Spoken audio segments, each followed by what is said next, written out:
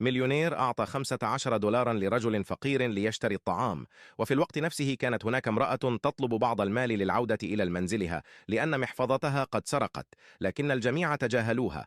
اقترب منها الفقير لو شايف اسم الله غالي عليك اعمل لايك واشتراك. وأعطاها 5 دولارات.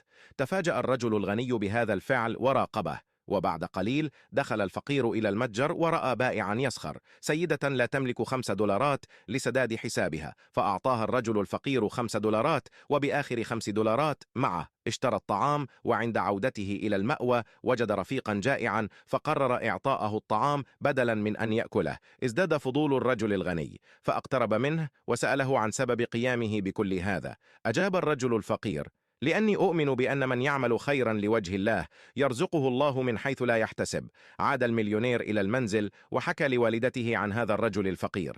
قالت والدته إنها تريد تلتقي به. وفي اليوم التالي عندما رأت الرجل الفقير